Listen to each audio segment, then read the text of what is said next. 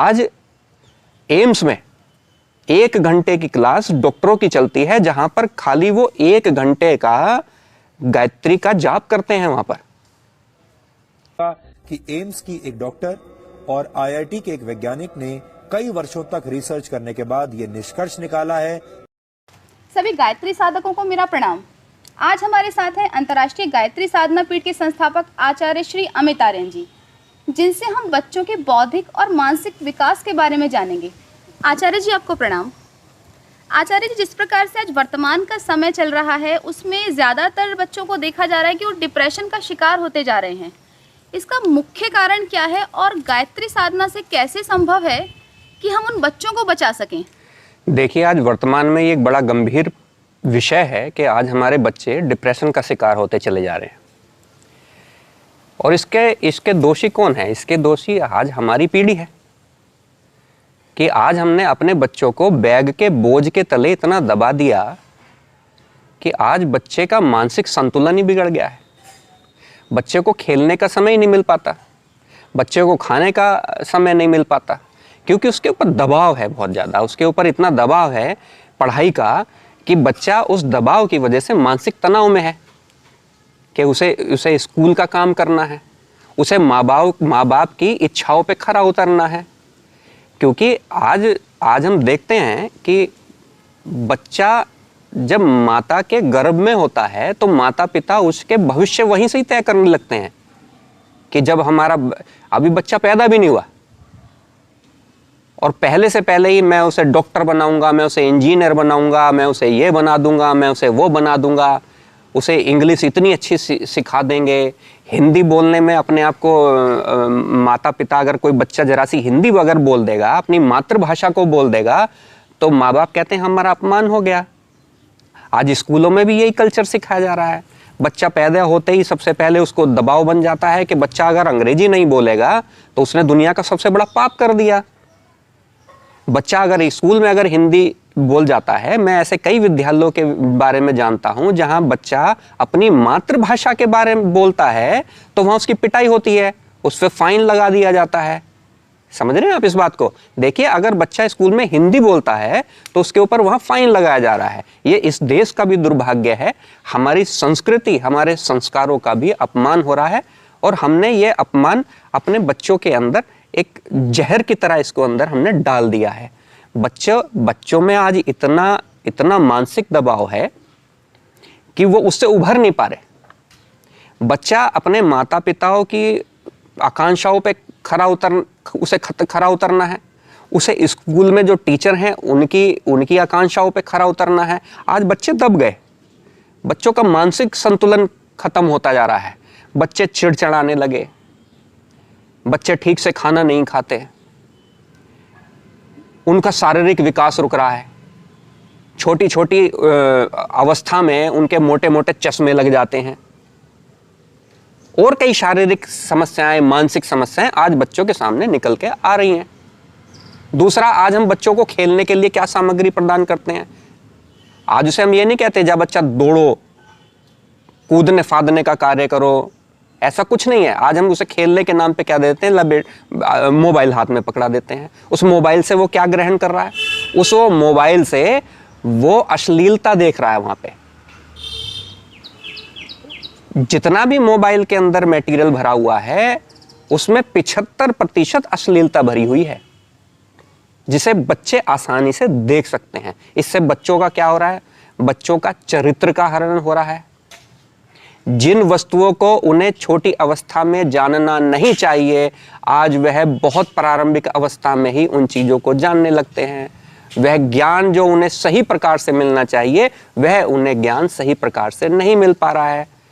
केवल एक ही तरह से उनका हनन नहीं हो रहा, भिन्न भिन्न प्रकार से उनका हनन हो रहा है। एक तो सबसे पहले यह है कि हमें बच्चों के हाथ में मोबाइल को नहीं देना चाहिए। ठीक है, यह ज्ञान की वस्तु है, इससे ज्ञान की प्राप्ति होती है, हमें जानकारियां प्राप्त होती हैं मोबाइल के माध्यम से, लेकिन यह हमारी जनरेशन को खराब करने का एक सबसे बड़ा हथियार भी बना हुआ है। तो आज हमारे बच्चे यहीं से ही आज उनका जो इतना जो मानसिक ह्रास हो रहा है, डिप्रेशन में चलते चले जा रहे हैं, उसका मुख्य कारण यह है कि आज हमने बच्चों को स्वयं एक ऐसी शिक्षा पद्धति के माध्यम से दबाने का प्रयास कर रहे हैं जिनका उनका शारीरिक और मानसिक विकास नहीं हो पा रहा है। अब आपने पूछा कि गायत्री साधना के माध्यम से हम किस प्रकार से उन बच्चों को बचा सकते हैं। देखिए, गायत्री साधना जो है ये वैज्ञानिक पद्धति है और वैज्ञानिक कसौटी पर खरी उतरी हुई है। करोड़ों वर्षों पहले हमारे संत ऋषि मुनियों ने इसके विषय में काफी कुछ बताया और इसके आविष्कारिक तौर पर जो प्रयोग होते थे, अभूतपूर्व इसके प्रयोग होते थे और उसका परिणाम भी अभूतपूर्व मिलता था। हमारे यहाँ पर जो संस्कृति में योगेश्वर श्री कृष्ण, स्वामी विवेकानंद, रामकृष्ण परमहंस, ये जितने भी आप बड़े बड़े महानुभाव आप देखते हैं, ये गायत्री साधना के माध्यम से ही आज इतनी उच्च कोटि पे पहुंच गए कि आज पूरे विश्व में इनका नाम है। देखिए, गायत्री मंत्र के बारे में मैं आपको बताऊंगा। जब हम एक बार गायत्री मंत्र का उच्चारण करते हैं तो हमारे शरीर से 600 तरंगे एक साथ प्रवाहित होती हैं। तो आसपास में जितना भी नकारात्मक वातावरण होता है उसको सब को हटा देता है और वहां पे एक शुद्धता करता है। जब गायत्री मंत्र का हम उच्चारण करते हैं तो उससे एकाग्रता बनती है और एकाग्रता जब बढ़ती है तो हमारे मन से सारे विकार अपने आप ही दूर होने लगते हैं। जहां तक बच्चों के अंदर प्रश्न है, तो जब प्रारंभिक अवस्था से ही 3 वर्ष का बच्चा भी एक मंत्र को बड़ी अच्छी तरीके से याद कर सकता है। ऐसा हमारे अपने आश्रम में भी और हमने अपने विद्यालयों में भी इस प्रकार की हमने विधियां चलाई हुई हैं और वहाँ 3-3 साल के बच्चे जो प्रारंभिक अवस्था से ही आते हैं वो इतना अच्छा उच्चारण करते हैं। तो प्रत्येक माता पिता को ये चाहिए कि गायत्री मंत्र बच्चों को जल्द से जल्द याद करवा दें। ओम की भी ध्वनि निकाल सकते हैं। ओम भूर्भुवः स्वः, ये गायत्री की 3 महाव्याप्तियां हैं। आप इन महाव्याप्तियों को भी याद करा सकते हैं। बच्चों के सामने बैठकर जिस प्रकार से आप पुस्तकें अंग्रेजी पढ़ाने में उन्हें ध्यान लगाते हैं ना, जिस प्रकार से उन्हें अंग्रेज बनाने में आप उन्हें समय लगाते हैं, सारा दिन अंग्रेजी पढ़ाने के लिए उनके पीछे डंडा लेके दौड़ते हैं, अगर सुबह और शाम, सुबह 10 मिनट और शाम को 10 मिनट, केवल 10-10 मिनट अगर आप बच्चों को गायत्री मंत्र याद करवा दें, उन्हें सिखा दें, उसका अर्थ उसको बतला दें और बच्चा एकाग्रता के साथ सुबह शाम 10-10 मिनट यदि गायत्री मंत्र का जाप करता है तो उसके अंदर मेरी बात को नोट कर लीजिए, उसे लिख लीजिए। मैं प्रामाणिकता के साथ ये बात कह रहा हूं, 3 महीने के अंदर अंदर जिन बच्चों को ये कहा जाता है कि यह मेरे बच्चों का पढ़ाई में मन नहीं लगता, उसका शारीरिक विकास नहीं हो रहा है, हमारा बच्चा चिड़चिड़ा हो गया है, बच्चा अल्प बुद्धि है, बच्चे के जो पढ़ता है उसे याद नहीं हो पाता, आप ये देखिएगा अगर बच्चा सुबह शाम 10-10 मिनट गायत्री मंत्र का जाप करता है तो 3 महीने के अंदर उसके अंदर एक अद्भुत चमत्कारिक रूप से उसके अंदर एक परिवर्तन आने लगेगा। मैं इसके साथ एक बात और भी जोड़ना चाहूंगा। आजकल ये एक व्यापार बन गया, छोटे छोटे बच्चों के नाम का व्यापार भी बन गया है। आज हम बच्चों के दोहन का कारण कौन है? आज हमारी वर्तमान की जनरेशन। जिम्मेदार कौन है? हम लोग। हमने ही बच्चों को आज डिप्रेशन का शिकार बनाया है, हमने ही उनकी छाती के ऊपर बोझ डाला हुआ है। उसका फायदा कौन उठा रहा है? आज बड़े बड़े स्कूल में क्या हो रहा है? बड़े बड़े स्कूलों में क्या कहते हैं, अगर बच्चा कम नंबर लेके आता है तो उसको कहते हैं कि नहीं जी, आपका बच्चा तो मानसिक तौर पे, मानसिक स्तर इसका कम है, अब इसकी डॉक्टर से आप काउंसलिंग कराइए। ठीक बात है। अब माता पिता भागते हैं डॉक्टर के पास, वहां उन्हें मोटी मोटी फीस डॉक्टरों की टेबल पे रखी जाती हैं, फिर वो काउंसलिंग करते हैं। उसकी काउंसलिंग क्या करते हैं? वो भी तो एकाग्रता ही सिखाते हैं आपको। आज हमारी ये समस्या हो गई है कि आज हर तरफ से, आज एक अच्छे बच्चे को भी आज उसे मानसिक तौर पे कम बता दिया जाता है। अगर वो ठीक से अपनी किताब का एक चैप्टर, एक पृष्ठ, एक पाठ जो है वो सही से अगर टीचर को नहीं बता पाता, एक माता पिता को नहीं बता पाता, उसका मन खेलने के लिए कर रहा है, वो देख रहा है कि और बच्चे खेल रहे हैं, कुछ उसका बाहर खेलने के लिए मन कर रहा है, कुछ अपने मन की इच्छा काम करने के लिए मन कर रहा है, उसे वो करने नहीं दिया जाता कि उसे तो स्कूल का काम करना है, उसे ट्यूशन का भी काम करना है, उसके ऊपर प्रेशर इतना ज़्यादा है। अगर वो अपनी इच्छा से कोई काम करना चाहता है तो उसे नहीं करने दिया जाता। ऐसी स्थिति में क्या होता है, यही स्थिति है कि बच्चा जो है किसी चीज़ के ऊपर एकाग्रता नहीं कर पाता। फिर हम क्या करते हैं कि जाइए डॉक्टर के पास, जाइए वहाँ दिखाइए कि हमारा बच्चा कहीं मानसिक तौर पर कहीं गड़बड़ा तो नहीं गया। और इस चीज़ का फ़ायदा ही आज कुछ लोग उठा रहे हैं, बड़ी बड़ी दुकानदारी चल गई हैं,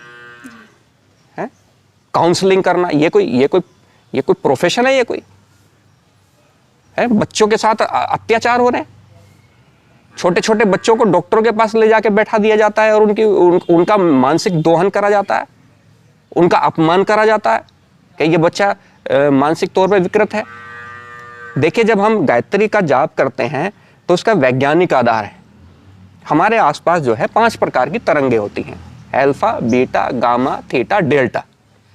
जब इन तरंगों में के अनुपात में किसी प्रकार की भी जब कमी आने लगती है तो कहीं ना कहीं शारीरिक तौर पर, मानसिक तौर पर हमारे शरीर के भाग में, मन में हमारे कहीं ना कहीं कमी आने लगती है। और जब हम बच्चों को शुरुआत से ही इतना उनके ऊपर दबाव रखते हैं तो एक मानसिक जो बोझ उनके ऊपर पड़ता है, तनाव जो पड़ता है, तो इन तरंगों के ऊपर प्रभाव पड़ता है, जिसके कारण उनके अंदर और समस्याएं आने लगती हैं। तो जब हम गायत्री मंत्र का जाप करते हैं तो गायत्री के अंदर मैंने आपसे बताया कि जब हम एक बार हम जाप करते हैं तो उसमें 600 तरंगे हमारे शरीर से प्रवाहित होती हैं। तो संस्कृत में ही अपने आप में बहुत शक्ति होती है और गायत्री में तो इतनी बड़ी शक्ति है अपने आप में कि ये बड़ी सी बड़ी मानसिक समस्याओं को भी, आजकल ओम के ऊपर रिसर्च हो रहा है बाहर जर्मनी में, अमेरिका में, भारत के अंदर एम्स में भी आपने देखा होगा बड़े बड़े डॉक्टर, आज डॉक्टरों की क्लास चलती हैं, क्योंकि डॉक्टर जो है एक मानसिक तनाव में रहता है। तो आज एम्स में 1 घंटे की क्लास डॉक्टरों की चलती है, जहां पर खाली वो 1 घंटे का गायत्री का जाप करते हैं। वहां पर कि एम्स की एक डॉक्टर और आईआईटी के एक वैज्ञानिक ने कई वर्षों तक रिसर्च करने के बाद ये निष्कर्ष निकाला है कि हर रोज कुछ समय तक लगातार गायत्री मंत्र पढ़कर बौद्धिक क्षमता का अनंत विस्तार किया जा सकता है, यानी अपने दिमाग की ताकत को बढ़ाया जा सकता है। ये संभव है। एम्स ने अपनी रिसर्च में एमआरआई के जरिए दिमाग की सक्रियता की जांच करके इस बात की पुष्टि की है कि गायत्री मंत्र पढ़ने से दिमाग की शक्ति का विस्तार होता है। तो ये दुर्लभ प्राचीन पद्धति है जिससे हम दूर होते चले जा रहे हैं। मैं ये दावा करता हूं, मैंने पहले भी कहा, केवल 3 महीने के अंदर जिस बच्चे को ये कहा जाता है कि ये अल्प बुद्धि है, ये बच्चा जीवन में कुछ नहीं कर सकता, ये बच्चा जीवन में कभी कामयाब नहीं होगा, इसे तो कितना ही समझा लो ये समझ नहीं रहा है, ये चिड़चिड़ा बहुत ज़्यादा है, ये गुस्सा बहुत ज़्यादा है, ये मारपीट बहुत करने लगा है, इसके अंदर अवगुण बहुत ज़्यादा आने लगे हैं। आप करा के देखिए, आप 3 महीने लगातार इस बच्चे को गायत्री मंत्र का जाप करा के देखिए, उसके अंदर एक अभूतपूर्व परिवर्तन आपको देखने का मिलेगा। ये बात सत्य है, इसको करवाइए। आचार्य जी, कुछ अभिभावक हैं जिन्होंने अपनी परेशानी हमारे साथ शेयर की है कि उनका बच्चा मानसिक रूप से अत्यधिक विकृत है जी, तो उसको कैसे गायत्री साधना कराई जाए? देखिए, मैंने आपसे कहा कि गायत्री मंत्र में एक अजीब शक्ति है, एक नेचर की पावर जो है वो उस मंत्र के अंदर है जी। और जब हम स्वयं भी जाप करते हैं और अपने सामने वाले के सामने अगर हम जाप करते हैं तो वो वाइब्रेशंस उसके अंदर, उसके मस्तिष्क से टकराती है। सबसे बड़ी बात ये जानने वाली बात ये है कि ये जो पूरा ब्रह्मांड है, पूरी नेचर जो है, ये 2 चीजों से चलती है, एक ध्वनि, एक प्रकाश, यानी कि लाइट और साउंड। पूरा जो ब्रह्मांड है ये दो चीजों से ही टिका हुआ है।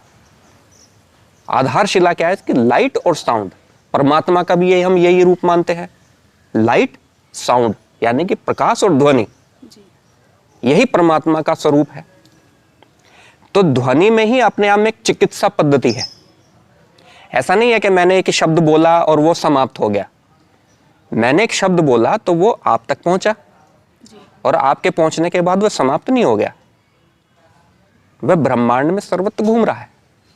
लेकिन उस परमात्मा की आप कृपा देखिए, उसका एक व्यवस्था देखिए, जिसे आप चमत्कार भी कह सकते हैं, और वैज्ञानिक दृष्टिकोण से देखिए कि एक ध्वनि जो आपसे मुंह से निकली वो आपके कानों तक गई, उसके बाद वो खत्म नहीं हुई, समाप्त थोड़ी हुई है, वो तो ब्रह्मांड में है, लेकिन वो आपको परेशान कुछ नहीं कर रही है। ध्वनि आपको परेशान नहीं कर रही। इसलिए जो वैदिक मंत्रों के अंदर जो शक्ति है वो प्राकृतिक, संस्कृत एक प्राकृतिक भाषा है। ये एक प्राकृतिक धरोहर है ईश्वर की, ये एक नेचर की भाषा है संस्कृत। तो जैसे ही हम गायत्री मंत्र का जाप करते हैं तो जो मानसिक तौर पे बच्चा पूरी तरह से स्वस्थ नहीं है, उसके सामने भी अगर हम उसे बैठाकर किसी भी तरीके से एक शांत बंद कमरा हो जिसमें बाहर की आवाज किसी प्रकार से ना आए, उस बच्चे को आप बैठा लीजिए और उसके सामने निरंतर थोड़ी अवधि और बढ़ा दीजिए, और गायत्री मंत्र का या ओम का भी आप इसके अंदर कर सकते हैं। प्रारंभिक अवस्था में ओम का उच्चारण में ओम उसके साथ बोल सकते हैं। बच्चा सामने बैठा रहे या उसको माता पिता अपनी गोदी में लेके बैठ जाए, एक सामने से सभी मतलब दोनों माता पिता या शिक्षक गुरु कोई भी हो, समय उसका भाई हो बहन हो जो उसको संभाल सकते हैं, अपने पास लेके बैठ जाए और गायत्री मंत्र का ओम का उच्चारण ऊंची ध्वनि में करना शुरू कर दें। आप कुछ दिनों में देखेंगे कि उसके अंदर अपने आप ही परिवर्तन आना शुरू हो जाएगा। किसी प्रकार से भी आपको दवाइयाँ जो स्टेरॉइड्स हैं वो खिलाने की आवश्यकता नहीं है। यह विधि आप करके देखें, आप देखेंगे कि चमत्कारिक रूप से उसके अंदर आपको परिवर्तन दिखाई देगा। यह बिल्कुल सत्य है। और देखिए, मैं एक बार सभी माता पिता से यह आग्रह करूंगा कि बच्चों पे अनावश्यक भार ना बढ़ाएं। उनको तनाव मुक्त करने के लिए उनका बचपन उन्हें सौंप दें, उनका बचपन उन्हें जीने दें, उन्हें खेलने दें। उनके ऊपर पढ़ाई का इतना दबाव ना डालें कि उनका जीवन ही नष्ट हो जाए। आचार्य जी, आपने जिस प्रकार से इतनी अच्छी गायत्री साधना की जानकारी हमारी अभिभावकों को दी है, उन सभी की ओर से मैं आपका बहुत बहुत धन्यवाद करती हूँ। धन्यवाद। धन्यवाद।